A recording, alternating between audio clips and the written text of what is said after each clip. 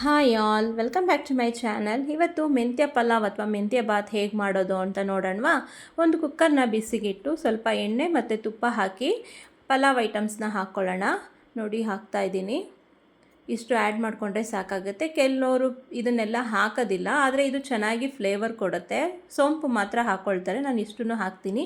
ಅಂದರೆ ಪಲಾವ್ಗೆ ಹಾಕೋ ಅಷ್ಟು ಅಲ್ಲ, ಸ್ವಲ್ಪ ಕ್ವಾಂಟಿಟಿ ಕಡಿಮೆ ಇರುತ್ತೆ. ನಂತರ ಈರುಳ್ಳಿ ಆ್ಯಡ್ ಮಾಡ್ತಾಯಿದ್ದೀನಿ. ಪಲಾವ್ ಐಟಮ್ಸ್ ಯಾವಾಗೇ ಹಾಕಿದ್ರೂ ಚೆನ್ನಾಗಿ ಫ್ರೈ ಮಾಡಬಾರ್ದು. ಸ್ವಲ್ಪ ಫ್ರೈ ಆದ ನಂತರ ನಾವು ಐಟಮ್ಸ್ನ ಆ್ಯಡ್ ಮಾಡ್ಕೊಳ್ಳೋಣ. ಈರುಳ್ಳಿ ಹಾಕಿದ್ದೀನಿ, ಇದು ಚೆನ್ನಾಗಿ ಸ್ವಲ್ಪ ಕಲರ್ ಚೇಂಜ್ ಆಗೋವರೆಗೂ ಫ್ರೈ ಆದ ನಂತರ ಟೊಮೆಟೊ ಹಾಕ್ಕೊಳ್ತಾ ಇದ್ದೀನಿ. ಮತ್ತು ಮೆಂತ್ಯ ಸೊಪ್ಪು, ನಾನು ಇದನ್ನೆರಡು ಒಟ್ಟಿಗೆ ಹಾಕಿ ಫ್ರೈ ಮಾಡ್ತಾಯಿದ್ದೀನಿ. ಇದು ಚೆನ್ನಾಗಿ ಫ್ರೈ ಆಗಬೇಕು, ಇಲ್ಲಾಂದರೆ ಸ್ವಲ್ಪ ಕಹಿ ಅನಿಸುತ್ತೆ ಮೆಂತ್ಯ ಸೊಪ್ಪು. ಹಾಗಾಗಿ ಇದು ಸ್ವಲ್ಪ ಚೆನ್ನಾಗಿ ಫ್ರೈ ಆಗಲಿ. ಈಗ ಮಿಕ್ಸಿ ಜಾರ್ಗೆ ರೆಡಿ ಮಾಡ್ಕೊಂಡು ಬಿಡೋಣ. ಮಿಕ್ಸಿ ಜಾರ್ಗೆ ಸ್ವಲ್ಪ ಬೆಳ್ಳುಳ್ಳಿ, ಒಂದು ಅರ್ಧ ಹಿಡಿಯಷ್ಟು ಸಾಕಾಗತ್ತೆ, 1 ಇಂಚಿನಷ್ಟು ಚಕ್ಕೆ, ಒಂದು 8ರಿಂದ 10 ಲವಂಗ, 1 ಇಂಚು ಶುಂಠಿ, ಮತ್ತು ಖಾರಕ್ಕೆ ತಕ್ಕ ಹಾಗೆ ಹಸಿಮೆಣಸಿನ್ಕಾಯಿ. ನಾನು ಚಿಲ್ಲಿ ಪೌಡ್ರ್ ಏನೂ ಹಾಕೋದಿಲ್ಲ, ಹಾಗಾಗಿ ಖಾರಕ್ಕೆ ತಕ್ಕಾಗಿ ಎಷ್ಟು ಬೇಕು ಹಸಿಮೆಣಸಿನ್ಕಾಯಿ ಹಾಕ್ಕೊಳ್ತೀನಿ. ಮತ್ತು ಪುದೀನ, ಕೊತ್ತಂಬರಿ, ಒಂದು ಅರ್ಧ ಹಿಡಿಯಷ್ಟು ಪುದೀನ ಕೊತ್ತಂಬರಿ ಹಾಕ್ಕೊಳ್ತೀನಿ ನಾನು. ಇದರ ನಂತರ 1-2 ಸ್ಪೂನಷ್ಟು ಇಲ್ಲ 3 ಸ್ಪೂನು ಕಾಯಿ ತುರಿ ಹಾಕ್ಕೊಳ್ತಾ ಇದ್ದೀನಿ, ಫ್ರೆಶ್ ಕಾಯಿ ತುರಿ. ನಂತರ ಇದಕ್ಕೆ ಒಂದು ಸ್ವಲ್ಪ ಧನಿಯಾ ಪುಡಿ ಹಾಕ್ಕೊಳ್ತೀನಿ ನಾನು. ಇದು ರುಬ್ಕೊಳ್ಳೋಣ. ಅಷ್ಟೊತ್ತಿಗೆ ನೋಡಿ, ಇದು ಚೆನ್ನಾಗಿ ಫ್ರೈ ಆಗಿದೆ.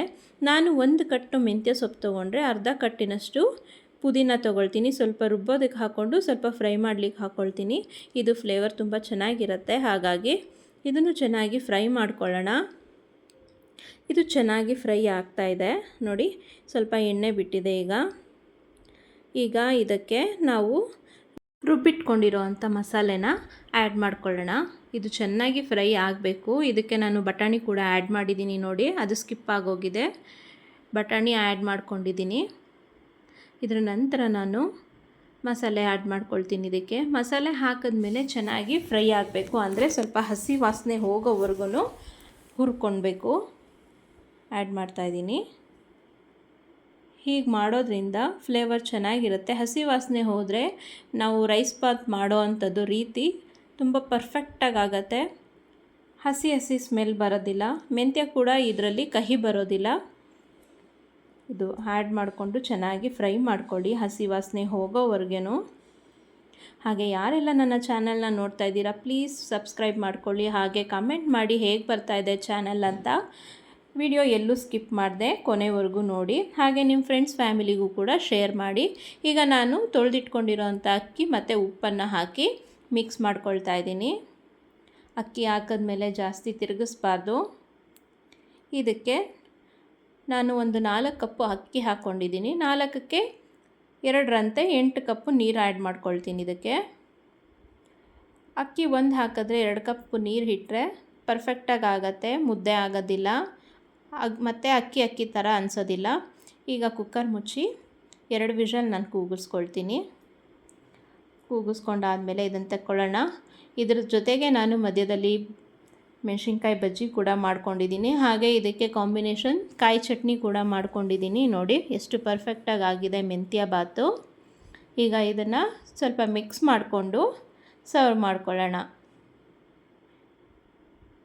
ನೋಡಿ, ಹುಡಿಯಾಗಿ ಆಗಿದೆ ರೈಸು, ಮತ್ತು ತಳ ಕೂಡ ಹತ್ತೋದಿಲ್ಲ. ಇದರಲ್ಲಿ ಎಣ್ಣೆ ಸ್ವಲ್ಪ ಜಾಸ್ತಿ ಬೇಕಾಗುತ್ತೆ ಬಾತ್ ಅಥವಾ ಪಲಾವ್ ಮಾಡೋವಾಗ. ನೋಡಿ, ಚೆನ್ನಾಗಿ ಮಿಕ್ಸ್ ಮಾಡಿಕೊಂಡು ನಾನು ಇದನ್ನು ಸರ್ವಿಂಗ್ ಪ್ಲೇಟ್ಗೆ ಹಾಕ್ಕೊಳ್ತಾ ಇದ್ದೀನಿ. ಎಷ್ಟು ಹುಡಿಯಾಗಾಗಿದೆ. ಒಂದು ಸ್ವಲ್ಪನೂ ಕೂಡ ಮುದ್ದೆ ಅಂತ ಅನಿಸೋದಿಲ್ಲ, ಚೆನ್ನಾಗಾಗತ್ತೆ. ಇದ್ರ ಜೊತೆಗೆ ನಾನು ಕಾಯಿ ಚಟ್ನಿ ಮಾಡ್ಕೊಂಡಿದ್ದೀನಿ, ಹಾಗೆ ಮೆಣಸಿನ್ಕಾಯಿ ಬಜ್ಜಿ ಕೂಡ. ಇದಾಗಿತ್ತು ಸಂಡೇ ವ್ಲಾಗು. ಯಾಕಂದರೆ ಸಂಡೇ ಸಂಕಷ್ಟಹರ ಚತುರ್ಥಿ ಇರೋದ್ರಿಂದ ನಾನ್ ವೆಜ್ ಏನು ಮಾಡೋ ಹಾಗಿರಲಿಲ್ಲ.